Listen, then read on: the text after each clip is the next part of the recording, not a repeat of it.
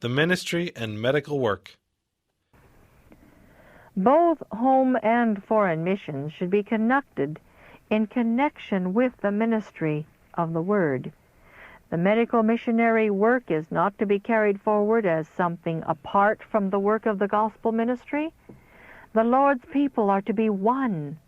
There is to be no separation in His work. Time and means are being absorbed in a work which is carried forward too earnestly in one direction. The Lord has not appointed this. He sent out His 12 apostles, and afterward the 70, to preach the word to the people. And He gave them power to heal the sick and to cast out devils in His name. The two lines of work must not be separated. Satan will invent every possible scheme to separate those whom God is seeking to make one. We must not be misled by his devices. The medical missionary work is to be connected with the third angel's message as the hand is connected with the body, and the education of students in medical missionary lines is not complete unless they are trained to work in connection with the church and the ministry. There are in the ministry men of faith and experience, men who can say, that which was from the beginning, which we have heard, which we have seen with our eyes, which we have looked upon, and our hands have handled of the word of life, that which we have seen and heard, declare we unto you. See 1 John 1, 1-3.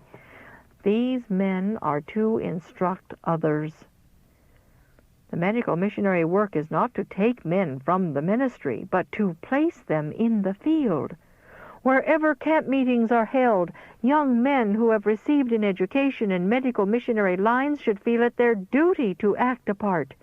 They should be encouraged to speak not only on these special lines, but also upon the points of present truth, giving the reasons why we are Seventh-day Adventists.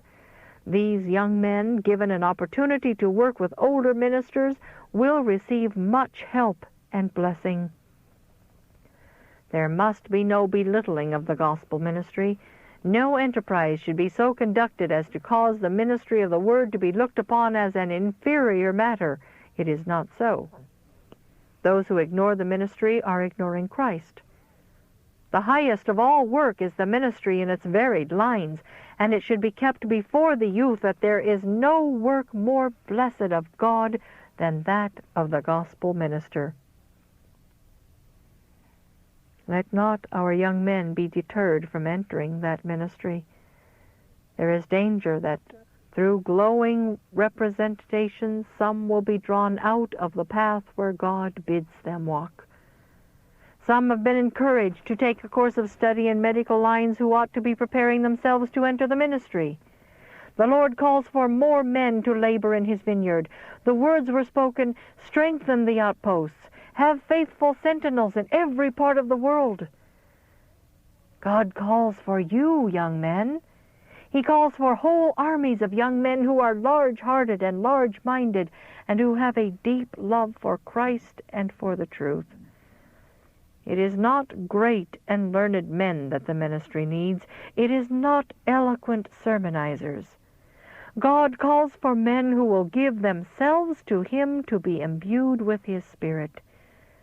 The cause of Christ and humanity demands sanctified, self-sacrificing men, those who can go forth without the camp, bearing the reproach. Let them be strong, valiant men, fit for worthy enterprises, and let them make a covenant with God by sacrifice.